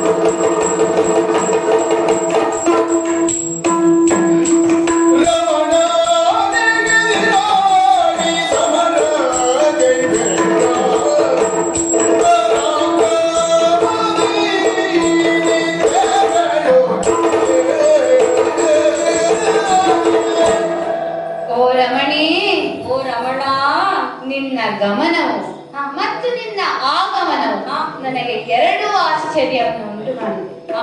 ಈ ರಣಕ್ಷೇತ್ರಕ್ಕೆ ನಿನ್ನ ಆಗಮನ ಯಾಕೆ ಎನ್ನುವುದು ಒಂದು ಪ್ರಶ್ನೆ, ಆದರೆ ನಿನ್ನ ಗಮನ ಏನು ಎನ್ನುವುದು ಇನ್ನೊಂದು ಪ್ರಶ್ನೆ. ಒಬ್ಬಳು ಗೃಹಿಣಿಯಾದವಳು ಅರಮನೆಯಲ್ಲಿಯೇ ಇರಬೇಕಾಗಿದ್ದ ನೀನು ಯುದ್ಧದ ಗಂಡುಡುಗೆಯನ್ನು ತೊಟ್ಟು ಧನುರ್ಬಾಣಗಳನ್ನು ಧರಿಸಿ ನನಗೆ ಇದಿರಾಗಿ ಬಂದೆಯಲ್ಲ, ಇದನ್ನು ನೋಡಿದರೆ ನನಗೆ ಆಶ್ಚರ್ಯ ಆಗ್ತಾ ಉಂಟು. ರಮಣಿ, ಏನದು ನಿನ್ನ ವೇಷ? ಈ ವೇಷ ಹಾಕಿಸುವುದಕ್ಕೆ ಕಾರಣ ಯಾರು? ನೀವೇ ಅಲ್ವಾ ಸ್ವಾಮಿ? ನಾನು ಅಂಥದ್ದೇನನ್ನ ಮಾಡಿದ್ದೇನೆ? ಅಣ್ಣನಿಗೆ ಹೊಡೆಯುವುದಕ್ಕೆ ಮುಂದಾದಿರಲ್ಲ ಸ್ವಾಮಿ. ಅದಕ್ಕಾಗಿ ನಾನು ಗಂಡುಡುಗೆಯನ್ನು ಹುಟ್ಟು ಈ ವೇಷ ತೊಟ್ಟು ರಣರಂಗಕ್ಕೆ ಬಂದಿದ್ದು. ಸ್ವಾಮಿ, ಹಿರಿಯರಿಗೆ ಗೌರವ ಕೊಡಬೇಕು ಎನ್ನುವುದು ನಮ್ಮ ಆರ್ಷ ಪರಂಪರೆಯಲ್ಲಿದೆ. ಆ ಸಂಸ್ಕಾರದ ಎಲ್ಲೆಯನ್ನು ಮೀರಿ ಅಣ್ಣ ಭೀಮಸೇನರಿಗೆ ಹೊಡೆಯುವುದಕ್ಕೆ ನೀವು ಮುಂದಾದಿರಿ ಅಲ್ಲ, ಹೊಡೆದಿದ್ದೀರಿ ಸ್ವಾಮಿ. ಹಾಗಾದ್ರೆ ಬಾಂಧವ್ಯ ಉಳಿತದೆಯೋ ಹೇಳಿ? ನಾನೇ ಹೆಚ್ಚು, ಅಣ್ಣನಿಗಿಂತ ನಾನೇ ಹೆಚ್ಚು, ನಾನೇ ಪರಾಕ್ರಮಿ, ನಾನೇ ಯುದ್ಧ ಗೆದ್ದವ ಅಂತಾದ್ರೆ ನೋಡಿ, ಬಂಗಾರದ ಜೊತೆ ಬೆಸೆಯುವುದಿಲ್ಲ. ಬಂಗಾರ ತಾಮ್ರದ ಜೊತೆ ಬೆಸೆಯುತ್ತದೆ. ಆಗ ಒಳ್ಳೆಯ ಆಭರಣ ಆಗಿ, ಸುಂದರವಾದ ಆಭರಣವಾಗಿ ರೂಪುಗೊಳ್ಳುತ್ತದೆ. ಹಾಗಾಗಿ ಒಂದು ಕುಟುಂಬದಲ್ಲಿ ಒಬ್ಬರು ಹೆಚ್ಚು ಒಬ್ಬರು ಕಡಿಮೆ ಇರುತ್ತದೆ. ಹಿರಿಯವರ ಮಾತನ್ನು ಕೇಳಬೇಕು, ನಾವು ತಗ್ಗಿ ಬಗ್ಗಿ ನಡೆಯಬೇಕು, ಆಗ ಉಳಿತದೆ. ಅದಿಲ್ಲ ನಾನೇ ಹೆಚ್ಚು ಎನ್ನುವಂತಹ ಅದಟ್ಟನ್ನು ತೋರಿಸಿದ್ರೆ ಇದೇ ಆಗುವುದು, ಹೊಡೆದಾಟವೇ ಆಗುವುದು. ನಮ್ಮಂತ ಹೆಣ್ಣು ಮಕ್ಕಳು ಕೂಡ ರಣಕ್ಷೇತ್ರಕ್ಕೆ ಬರಬೇಕಾಗುತ್ತದೆ. ಕಾರಣ ನೀವೇ ಅಲ್ಲವೋ?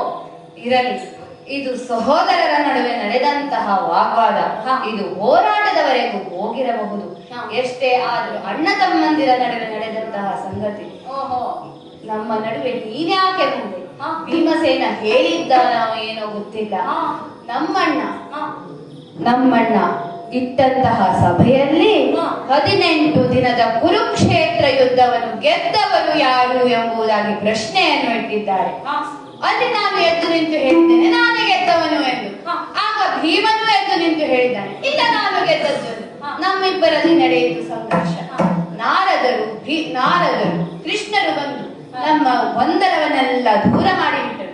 ಆದರೆ ಭೀಮ ಮತ್ತೆ ಬಂದು ನನ್ನೊಡನೆ ಹೋರಾಟಕ್ಕೆ ಬಂದು ನಿಂತಾನೆ. ಆಗ ನಾನು ಕೈಗೊಟ್ಟು ಸುಮ್ಮನೆ ಕೊರಬೇಕಿದ್ದೆ. ಇಲ್ಲ, ನಾನು ಯುದ್ಧವನ್ನು ಮಾಡಿದ್ದೆ. ಭೀಮನಲ್ಲಿ ನಾನೇ ಗೆದ್ದೆ. ಅವನು ನಿನ್ನಲ್ಲಿ ಬಂದು ಹೇಳಿದ, ನೀನು ಅವನಿಗೆ ಹೇಳಬೇಕಿತ್ತು ಬುದ್ಧಿ ಮಾತನ್ನು. ನಾನು ಭೀಮಸೇನರಿಗೆ ಬುದ್ಧಿ ಹೇಳಬೇಕಾಗಿತ್ತು. ಹೌದು, ಅವನಲ್ಲಿ ನೀನು ಹೇಳಬೇಕಿತ್ತು. ಅದನ್ನು ಬಿಟ್ಟು ನನ್ನಲ್ಲಿ ಬಂದು ನೀನು ಏನನ್ನ ಹೇಳ್ತಿದೀಯ ಬುದ್ಧಿ ಮಾತನ್ನು? ಇದು ಹೇಳುವುದು ಎಷ್ಟು ಸರಿ? ಅವನನ್ನು ಹೇಳಲಿಲ್ಲ, ನನ್ನಲ್ಲಿ ಬಂದು ಹೇಳಿದೆ. ಮತ್ತೆ ನಡೆಯುವುದಾರಿ ಯುದ್ಧ. ಸ್ವಾಮಿ, ಬುದ್ಧಿ ಮಾತನ್ನ ನಾನು ಹೇಳಬೇಕಿತ್ತು. ಅಣ್ಣನೊಡನೆ ವಾದ ಮಾಡಬೇಕಾದ್ರೆ ಆ ಬುದ್ಧಿ ನಿಮಗೆ ನೆನಪಾಗಲಿಲ್ವೋ? ಸ್ವಾಮಿ, ವಾದ ಆಗಬೇಕು ಅಣ್ಣ ತಮ್ಮಂದಿರ ನಡುವೆ. ಹೇಗಾಗಬೇಕು? ವಾದ ಹೋಗಿ ಅಲ್ಲಿ ಜ್ಞಾನ ಹುಟ್ಟಬೇಕೆ, ವಿವೇಕ ಹುಟ್ಟಬೇಕೆ ಹೊರತು ಜಗಳ ಅಲ್ಲ, ಹೊಡೆದಾಟ ಅಲ್ಲ.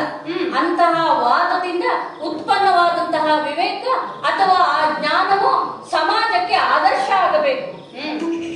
ತ್ರೇತೆಯಲ್ಲಿ ರಾಮ ಭರತರು ವಾದ ಮಾಡಿದರು. ಹೇಗಿತ್ತು ವಾದ? ರಾಮ ಹೇಳಿದ, ತಮ್ಮ ಈ ರಾಜ್ಯ ನಿನಗಾಗಿ, ನನಗಾಗಿ ಅಲ್ಲ. ಭರತ ಹೇಳಿದ, ಅಣ್ಣ ನೀನೇ ಆಳಬೇಕು ಈ ರಾಜ್ಯವನ್ನ, ನನಗಲ್ಲ ಅಂದಿದ್ದಕ್ಕಾಗಿ ಅವರ ಮಧ್ಯೆ ಬಾಂಧವ್ಯ ಉಳಿತು. ಅದು ಲೋಕಕ್ಕೆ ಆದರ್ಶ ಆಯಿತು. ಸ್ವಾಮಿ, ಈಗ ನೀವೇನು ಹೇಳ್ತಾ ಇದ್ದೀರಿ? ವಾದ ಮಾಡುವಾಗ, ಅಣ್ಣನ ಜೊತೆ ವಾದ ಮಾಡುವಾಗ ನಿಮಗೆ ನೀತಿ ಗೊತ್ತಾಗಲಿಲ್ವೋ? ಏನ್ ಮಾಡಿದಿರಿ ನೀವು? ಅಣ್ಣನಿಗೆ ಹೊಡೆಯುವುದಕ್ಕೆ ಮುಂದಾದಿರಿ. ಸ್ವಾಮಿ, ನಮ್ಮ ಬದುಕಿನಲ್ಲಿ ಹಿಂದೆ ಆದಂತಹ ಎಷ್ಟೋ ಘಟನೆಗಳು ಈಗ ನಮ್ಮ ಬದುಕಿಗೆ ವರ್ತಮಾನದಲ್ಲೋ ಭವಿಷ್ಯದಲ್ಲೋ ಅದು ಮಾರ್ಗದರ್ಶನವಾಗಿ ನಿಲ್ಲಬೇಕು. ಯಾಕೆ? ಇತಿಹಾಸವನ್ನ ನಾವು ಯಾಕೆ ತಿಳಿಯಬೇಕು? ಭವಿಷ್ಯವನ್ನ ಉತ್ತಮವಾಗಿ ನಾವು ರೂಪಿಸಿಕೊಳ್ಳಬೇಕು ಎನ್ನುವ ಕಾರಣಕ್ಕಾಗಿ, ಹಿಂದೆ ಆದಂತಹ ತಪ್ಪು ಮತ್ತೆ ಆಗಕೂಡದು ಎನ್ನುವ ಕಾರಣಕ್ಕಾಗಿ ಇತಿಹಾಸವನ್ನ ನೆನಪಿಟ್ಟುಕೊಳ್ಳಬೇಕು. ಸ್ವಾಮಿ, ಆವೇಶದಲ್ಲೋ ಉದ್ವೇಗದಲ್ಲೋ ಆಡಿದ ಮಾತಿನಿಂದ ಎಂತಹ ಪ್ರಮಾದ ಆಗುತ್ತದೆ ಎನ್ನುವುದನ್ನು ನೀವು ಮರೆತೀರಾ? ನಿಮ್ಮ ಜೀವನದಲ್ಲೇ ಆದಂತಹ ಪ್ರಸಂಗ, ಗಾಂಡೀವ ನಿಂದನ ಪ್ರಸಂಗ ನೆನಪುಂಟು ನಿಮಗೆ? ಗಾಂಡೀವವನ್ನು ಯಾರು ನಿಂದಿಸ್ತಾರೋ ಅವರನ್ನ ನಾನು ಕೊಲ್ಲುತ್ತೇನೆ ಅಂತ ಆಡಿಬಿಟ್ರಿ ಆವೇಶದಲ್ಲಿ. ಆದರೆ ಮಹಾಭಾರತ ಯುದ್ಧ ಸಂದರ್ಭದಲ್ಲಿ ಕರ್ಣನಿಂದ ಪೆಟ್ಟು ತಿಂದಂತಹ ಧರ್ಮರಾಜರು ಅನಿವಾರ್ಯವಾಗಿ ಆಡಬೇಕಾಯ್ತು, ಸುಡು ನಿನ್ನ ಗಾಂಡೀವವನ್ನು ಅನ್ನುವುದಾಗಿ. ಆಗ ಏನಾಯ್ತು? ಅಣ್ಣನನ್ನು ಕೊಲ್ಲಬೇಕಾಯ್ತಲ್ಲ, ಹೇಗೆ ಮಾಡೋದು? ಕೃಷ್ಣನೇ ಪರಿಹಾರ ಸೂಚಿಸಿದ. ಆಗ ಅಣ್ಣನನ್ನ ನಿಂದಿಸಿ ಬದುಕಿದ್ದು ನೀವು ಸತ್ತು ಮತ್ತೆ ಬದುಕಿದಿರಿ. ಇದೆಲ್ಲ ಆಗಬೇಕು. ತಪ್ಪು ಒಮ್ಮೆ ಆದರೆ ಸರಿ, ಆದ್ರೆ ಅದೇ ತಪ್ಪು ಪುನಃ ಮರುಕಳಿಸ್ತಾ ಇದ್ದರೆ ಅದು ಪ್ರಮಾದ ಅಂತ ಅನಿಸಿಕೊಳ್ಳುವುದಿಲ್ಲ, ಅದು ಅಪರಾಧ ಆಗುತ್ತದೆ. ಸ್ವಾಮಿ, ಮೊನ್ನೆ ನಡೆದಿದ್ದ ಯುದ್ಧ, ಮಹಾಭಾರತದ ಯುದ್ಧ ಅದು ಸರಿಯಾಗಿತ್ತು. ಯಾಕೆ? ನಮಗೆ ನ್ಯಾಯವಾಗಿ ಸಿಗಬೇಕಾದಂತಹ ರಾಜ್ಯ ಅದು ನಮಗೆ ಸಿಗಬೇಕಾಗಿತ್ತು. ಆ ಯುದ್ಧದಲ್ಲಿ ನಾವು ಗೆದ್ದೆವು. ಆದರೆ ಈ ಯುದ್ಧ ಗೆದ್ದ ಮೇಲೆ ಮತ್ತೆ ಪಾಂಡವರು ತಮ್ಮೊಳಗೆ ಹೊಡೆದಾಡಿಕೊಳ್ತಾ ಇದ್ದಾರೆ ಅಂತ ಅದರ ಲೋಕ ಏನಾಡಿಕೊಳ್ಳುತ್ತದೆ ಹೇಳಿ? ಈ ಪಾಂಡವರು ಯುದ್ಧ ಪಿಪಾಸುಗಳು. ಇವರಿಗೆ ಯಾರಾದರೂ ಬೇಕು, ವೈರ ಇಲ್ಲದಿದ್ದರೆ ತಮ್ಮೊಳಗಾದರೂ ಹೊಡೆದಾಡುತ್ತಾರೆ ಅಂತ ಭಾವಿಸುವುದಿಲ್ಲವೋ ಸ್ವಾಮಿ? ಈಗ ನೀವೇ ಹೇಳಿ, ಆ ಭೀಮಸೇನನ ಸ್ವಭಾವ ನಿಮಗೆ ಗೊತ್ತಿಲ್ಲವೋ? ಭೀಮಸೇನ ಹೇಗೆ? ಸಿಟ್ಟು ಬಂದ್ರೆ ಎಲ್ಲ ಹೊಡಿತೇನೆ ಅಂತ ಗದೆ ಎತ್ತುವವ. ಅದೇ ವಿವೇಕ ಜಾಗೃತ ಆದ್ರೆ ಬೆಣ್ಣೆ ಎಷ್ಟು ಮೃದುವಾಗುತ್ತಾರೆ ಅಂತ. ಅವರ ಸ್ವಭಾವ ಗೊತ್ತಿದ್ದು ನೀವು ಅವರನ್ನು ಹೊಡೆಯುವುದಕ್ಕೆ ಮುಂದಾದಿರಿ. ಯಾಕೆ? ಪರಾಕ್ರಮಕ್ಕೆ ಹುಟ್ಟಿದವರು ಅವರು, ಪರಾಕ್ರಮಕ್ಕಾಗಿಯೇ ಹುಟ್ಟಿದವರು. ನೀವು ಹಾಗಲ್ಲ, ಪರಾಕ್ರಮ ಧರ್ಮ ಎರಡಕ್ಕೂ ಸೇರಿ. ನಿಮಗೆ ಧರ್ಮದ ವಿವೇಚನೆ ಇಲ್ಲವಾಗಿ ಹೋಯ್ತು. ಅಣ್ಣ ಹೇಳಿದ, ನಾನೇ ಯುದ್ಧ ಗೆದ್ದೆ, ಸುಮ್ಮನಿರಬೇಕಾಗಿತ್ತು. ಅಣ್ಣ ಹೌದಪ್ಪ ನೀನೇ ಗೆದ್ದೆ ಅಂತ ವಿನೋದದಿಂದ ಆಡಿದರೆ ನೀವು ಕಳ್ಕೊಳ್ಳುವುದು ಏನಿತ್ತು ಸ್ವಾಮಿ? ಇಷ್ಟೆಲ್ಲ ಆಗುತ್ತಿತ್ತು. ಹಾಗಾಗಿ ಕೇಳ್ತಾ ಇದ್ದೇನೆ, ಈಗೂ ಸಮಯ ಮಿಂಚಿಲ್ಲ. ನಾನು ಹೇಳ್ತೇನೆ ನೋಡಿ, ಅದೋ ಅಲ್ಲಿ ನಿಂತಿದ್ದಾರಲ್ಲ ಭೀಮಸೇನರು, ಸೋತು ಬಸವಳಿದ ನಿಂತಿದ್ದಾರೆ. ಹೋಗಿ ಕೇಳಿ, ಕಾಲಿಗೆ ಬಿದ್ದು ನಮಸ್ಕಾರ ಮಾಡಿ. ಯಾಕಂದ್ರೆ ನೀವು ಅಣ್ಣನಿಗೆ ನಮಸ್ಕಾರ ಮಾಡಿದ್ದಿದೆಯಲ್ಲ, ಯುದ್ಧ ಹೋಗಬೇಕಾದ್ರೂ ಅಣ್ಣನಿಗೋ ಧರ್ಮಜನಿಗೋ ಶ್ರೀಕೃಷ್ಣನಿಗೋ ವಂದಿಸಿ ಯುದ್ಧ ಬರುತ್ತೇನೆ ಅಂತ ನಮಸ್ಕರಿಸಿ ಹೋದವರು. ಈಗ ಹೋಗಿ ನಿಮ್ಮಲ್ಲಿರುವಂತಹ ಅಹಂಕಾರವನ್ನು, ಆ ಅಹಮವನ್ನು ಬಿಟ್ಟು, ಅಣ್ಣ ಏನೋ ತಪ್ಪಾಗಿ ಹೋಯ್ತು, ಏನೋ ಮಾತಾಡಿದೆ, ಇನ್ನು ಹಾಗೆ ಮಾತಾಡುವುದಿಲ್ಲ ಅಂತ ಕಾಲಿಗೆ ಬಿದ್ದು ಕ್ಷಮೆ ಕೇಳಿ ಪ್ರಕರಣ ಇಲ್ಲಿಗೆ ಮುಗಿಸೋಣ. ಆದೀತೋ? ಭೀಮಸೇನಲ್ಲಿ ನಾನು ಕ್ಷಮೆ ಕೇಳಬೇಕೆ? ಯುದ್ಧ ಇಷ್ಟು ಮುಂದುವರಿದಿದೆ, ಯುದ್ಧ ನಡೆಯುವುದಾದರೆ ನಡೆಯಲಿ. ಏನು ಹೇಳಿದೆ ನೀನು? ಭೀಮನಲ್ಲಿ ತನಗೆ ಹೆಚ್ಚು ಒಲವು ಎಂದು ಹೇಳಿದೆಯಲ್ಲ, ಹಾಗಾದರೆ ಉಳಿದ ನಾಲ್ವರು ನಿನಗೆ ರಮಣರೇ ಅಲ್ಲರೆ? ನೆನಪಿಸಿಕೊ, ನಿನ್ನ ತಂದೆ ಇಟ್ಟಂತಹ ಬಣದಲ್ಲಿ ಮತ್ಸ್ಯ ಯಂತ್ರವನ್ನು ಭೇದಿಸಿ ನಿನ್ನನ್ನು ಮೊದಲಾಗಿ ತಂದವನು ನಾನು. ಆದರೆ ಈಗ ನಿನ್ನ ಗಂಡಂದಿರಲ್ಲೇ ನೀನು ಭೇದವನ್ನು ತಲುಪಿಸಿದೆ ಅಂತಾದರೆ, ಮತ್ತಷ್ಟು ನಮ್ಮನೆ ಭೇದವನ್ನು ತಂದೆ ಅಂತಾದರೆ, ದ್ರೌಪದಿ ಗಂಡನಲ್ಲಿ ಯುದ್ಧವನ್ನು ಗೈದು ಬಂಧ ಲೋಕಾಪವಾದಕ್ಕೆ ಗುರಿಯಾಗುತ್ತೀಯ ನೀನು. ಹಾಗಾಗಿ ಇಲ್ಲಿಂದ ತೆರಳು, ನಿನ್ನ ಈ ಗಂಡುಡುಗೆಯನ್ನು ಬಿಚ್ಚಿ ಅರಮನೆಯಲ್ಲಿ ಬೆಚ್ಚನೆ ಮಲಗು. ಬೆಚ್ಚಗೆ ಮಲಗುವುದಕ್ಕೆ ಈ ವೇಷ ತೊಟ್ಟು ಬಂದಿದ್ದು ಅಂತ ಭಾವಿಸಿದ್ರ? ನಿಮ್ಮನ್ನ ಬೆಚ್ಚಿಸುವುದಕ್ಕೆ ನಾನು ಬಂದಿದ್ದೇನೆ. ಏನು ಹೇಳ್ತೀರಿ ನೀವು? ಭೀಮಸೇನದಲ್ಲಿ ನನಗೆ ಒಲವು ಜಾಸ್ತಿ ಅಂತ ಆಡಿದಿರಿ ಅಲ್ವೋ? ಯಾಕೆ ಜಾಸ್ತಿ ಅದನ್ನು ಹೇಳುತ್ತೇನೆ. ಪ್ರತಿ ಸಂದರ್ಭದಲ್ಲೂ ನನ್ನ ಕಣ್ಣೀರನ್ನ ತೊಡೆದವರು ಅವರೇ. ನೋಡಿ, ನೀವೇ ಯೋಚನೆ ಮಾಡಿ. ದುಶ್ಯಾಸನ ಗರುಡನ್ನ ಬಗೆದು ನನಗೆ ನನ್ನ ಮಾತನ್ನ ನಡೆಸಿಕೊಟ್ಟವರು ಅವರು. ಪ್ರತಿ ಸಂದರ್ಭದಲ್ಲೂ ನೀವು ಬರಲಿಲ್ಲ. ಕೀಚಕನವದ ಸಂದರ್ಭದಲ್ಲಿ ನಿಮ್ಮೆಲ್ಲರಲ್ಲೂ ಕೇಳಿಕೊಂಡೆ, ಕೀಚಕನಿಂದ ನನಗೆ ಈ ರೀತಿಯ ಸಂಕಷ್ಟ ಆಗುತ್ತೆ ಅಂತ ಕಾಪಾಡಿ ಅಂತ ಹೇಳಿದಾಗ ನೀವ್ಯಾರು ನನಗೆ ಒದಗಿ ಬರಲಿಲ್ಲ, ಭೀಮಸೇನರೇ ಬಂದರು. ಹಾಗಾಗಿ ಅವರಿಂದ ಉಪಕೃತಳಾದಂತಹ ನಾನು ಈ ಹೊತ್ತು ಆ ಉಪಕಾರ ಸ್ಮರಣೆಯಿಂದ ಬಂದವಳು. ಮತ್ತೆ ವರ್ತಮಾನದಲ್ಲಿ ನಾನು ಅವರ ಪತ್ನಿ ಇದ್ದೇನೆ. ಪತಿಯ ಮಾತನ್ನು ನಡೆಸಿಕೊಡುವುದು ನನಗೆ ಕರ್ತವ್ಯ. ಆ ಕಾರಣಕ್ಕಾಗಿಯೇ ಬಂದಿದ್ದೇನೆ. ನೀವು ಭೀಮಸೇನರಿಗೆ ಹೊಡೆದರಲ್ಲ, ಆ ಭೀಮಸೇನನಿಗೆ ಹೊಡೆದಂತಹ ನಿಮ್ಮ ತೋಳಲ್ಲಿ ಅದೆಷ್ಟು ಬಲು ಉಂಟು ನೋಡುವುದಕ್ಕೆ ನಾನು ಬಂದಿದ್ದೇನೆ, ಹೋಗುವುದಕ್ಕಲ್ಲ. ಏನು ಹೇಳುತ್ತಿದ್ದೀಯ ದ್ರೌಪದಿ ನೀನು? ನಿನ್ನ ಮಾತಿಗೆ ನಾನು ತಲೆ ತೂಗಿ ಕೈ ಕಟ್ಟಿಕೊಂಡು ಕೂರುವೆ ಎಂದು ಭಾವಿಸಿದೆಯೋ? ಇಲ್ಲವೇ ಇಲ್ಲ. ಈ ಭಾರತನ ಪರಾಕ್ರಮ ಏನೆಂದು ತೋರಿಸುತ್ತೇನೆ. ನಿಲ್ಲ ಯುದ್ಧಕ್ಕೆ. ದ್ರೌಪದಿಯ ಪ್ರತಾಪವನ್ನು ಮೆರೀತೇನೆ. ನೋಡಿ ನೋಡಿ,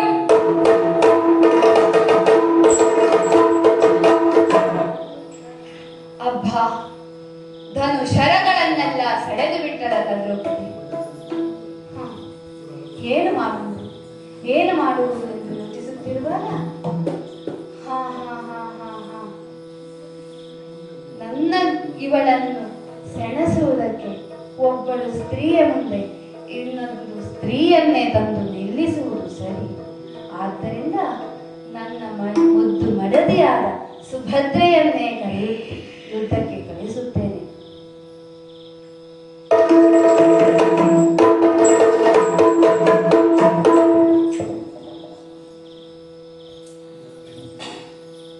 ಆಶ್ಚರ್ಯ ಆಗುತ್ತಾ ಉಂಟು.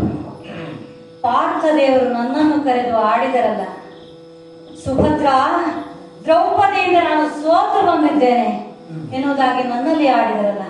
ಮಾತ್ರವಲ್ಲ, ನೀನು ಹೋಗಿ ದ್ರೌಪದಿಯಲ್ಲಿ ಸೆಣಸಬೇಕೆನ್ನುವುದಾಗಿಯೂ ಹೇಳಿದರಲ್ಲ. ಅವರವರೊಳಗೆ ಕಲಹವಂತೆ. ಆಶ್ಚರ್ಯ ಆಗುತ್ತಾ ಉಂಟು. ನಮ್ಮವರಲ್ಲಿ ಆಗದಂತಹ ಕಾರ್ಯ ನನ್ನಲ್ಲಿ ಆಗುತ್ತದೆ ಅಂತ ಯೋಚನೆ ಮಾಡುತ್ತಾ ಇದ್ದೇನೆ. ಆದ್ರೆ ಯೋಚನೆ ಮಾಡುವ ಸಮಯವೂ ಇದಲ್ಲವಲ್ಲ ಸ್ವಾಮಿ.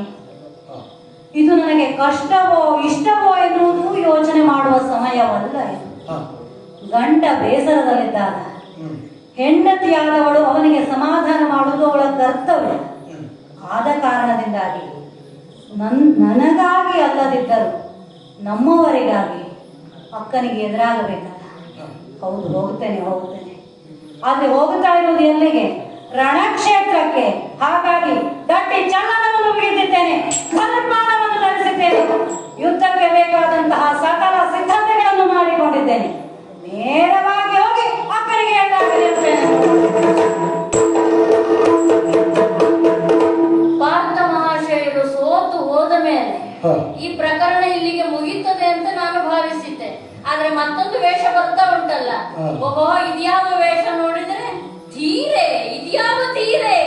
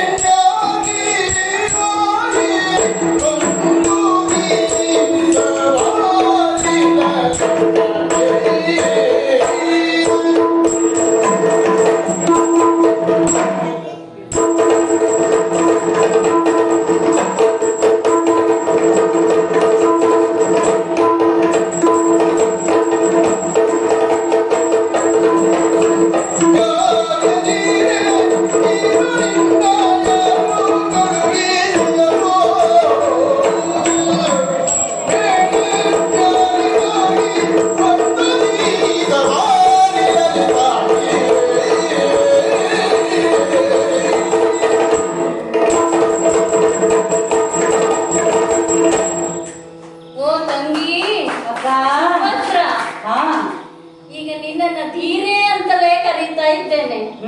ರಣಕ್ಷೇತ್ರಕ್ಕೆ ಬರುವಂತಹ ಧೀರತನವನ್ನು ತೋರಿಸಿದೆಯಲ್ಲ ನೀನು. ಹೌದಾ ತಂಗಿ? ನಿನ್ನ ಸ್ವಭಾವಕ್ಕೋ ನಿನ್ನ ಅಂಗಸೌಷ್ಠವಕ್ಕೋ ಈ ವೇಷ ಒಪ್ಪುವುದೇ ಇಲ್ಲ ನಿನಗೆ. ಅಲ್ಲ, ದಟ್ಟಿ ಚಲನವನ್ನು ಗಟ್ಟಿ ಬಿಗಿದಿದ್ದೀಯೋ? ನೀನು ಈ ಗಂಡುಡುಗೆಯನ್ನು ತೊಟ್ಟವಳೆ ಅಲ್ಲ. ನಮ್ಮವರು ಹೇಳಿದ ಹಾಗೆ ಸಿದ್ಧವಾಗಿ ಬಂದಿದ್ದೇನೆ. ಓಹೋ, ಸುಭದ್ರ, ನಿನ್ನದು ಮೃದು ಸ್ವಭಾವ. ಈ ರಣಕ್ಷೇತ್ರಕ್ಕೆಲ್ಲ ಬರುವಂತದ್ದಲ್ಲ. ಜೊತೆಗೆ ಅಲಂಕಾರ ಮಾಡಿಕೊಂಡು ಅರಮನೆಯಲ್ಲಿ ಇರಬೇಕಾದವಳು ಇವತ್ತು ಅಕ್ಕನೊಂದಿಗಾದರೂ ಸೆಣಸ್ತೇನೆ ಎನ್ನುವಂತ ಅಹಂಕಾರದಿಂದ ಬಂದಿಯಲ್ಲ. ಅಲ್ಲ, ನೀನೇ ಬಂದಿದ್ದು ಅಥವಾ ನಿನ್ನನ್ನು ಯಾರಾದ್ರೂ ರಣಕ್ಷೇತ್ರಕ್ಕೆ ದೂಡಿ ಬಿಟ್ಟರು ಅಂತೇಳಿ? ಯಾಕೆ ಬಂದೆ? ಯಾರಿಗಾಗಿ ಬಂದೆ? ಯಾರಿಗಾಗಿ? ಯಾರು ಬರ್ತಾರೆ ಅಕ್ಕ?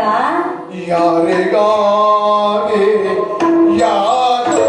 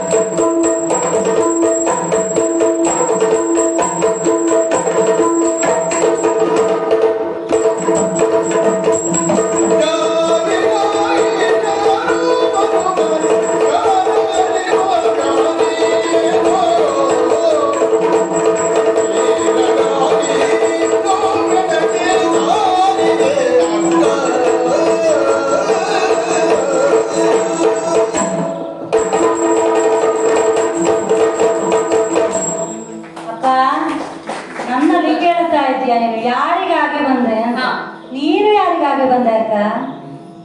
ಸುಭದ್ರ, ಹಾ. ಈ ಸನ್ನಿವೇಶವೇ ಬೇರೆ. ಹ್ಮ್. ನನಗಿರುವ ಅನಿವಾರ್ಯತೆ ನಿನಗಿಲ್ಲ. ಹಾ. ನಾನು ನನ್ನ ಪತಿಗಾಗಿ ಬಂದವಳು. ನಾನು ಹಾಗೆ ನನ್ನ ಪತಿ ಪಾರ್ಥನೆಯವರಿಗಾಗಿಯೇ ಬಂದವಳು ಅಕ್ಕ. ಓಹೋ, ಹಾ. ಹೌದು. ಹ್ಮ್. ಅಕ್ಕ, ಹಾ. ನೀನು ನಿನ್ನ ಪತಿಗಾಗಿ ಬಂದದ್ದು ಅಂದ ಮೇಲೆ ಹಾ. ನಾನು ಬಂದದ್ದು ನನ್ನ ಪತಿಗಾಗಿಯೇ ಬಂದವಳು ನಾನು. ಹ್ಮ್. ಸುಭದ್ರ, ಹಾ. ನೀನು ಹಾ. ಸ್ವಚ್ಛಾಗಿ ಅಲ್ಲವೇನೆ? ಹ್ಮ್. ಸ್ವಚ್ಛಾಗಿ ನೀಗಿರುವುದೇ. ಸ್ವಚ್ಛಾಗಿ ನೀಗಿರು ಸವತಿ ಮಂಡ್ಯದಲ್ಲಿ ಕಾಲುವೆ ಸಮರ. ಸವತಿ ಮಂಡ್ಯದಲ್ಲಿ ಕಾಲುವೆ ಸಮರ.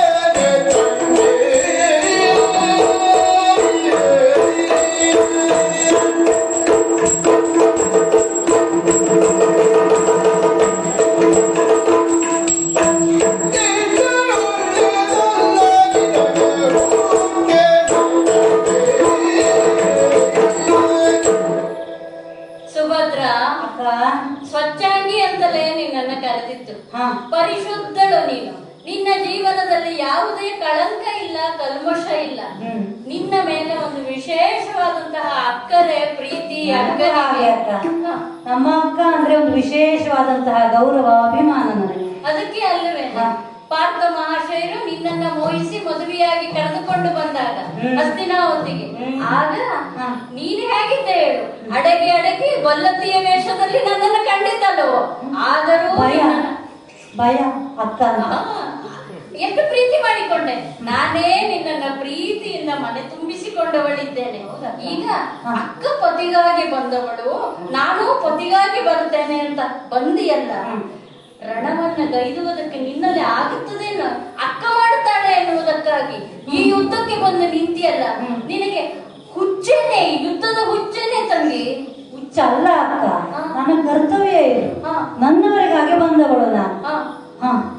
ಅಕ್ಕ, ನಿನ್ನ ಬಗ್ಗಾಗಿ ಒಂದು ವಿಶೇಷವಾದಂತಹ ಅಭಿಮಾನ ಅಂತ ಹೇಳಿದ್ ನಾನು. ಹಾ. ಯಾಕೆ ಕೇಳ್ತೀಯ? ಹಾ.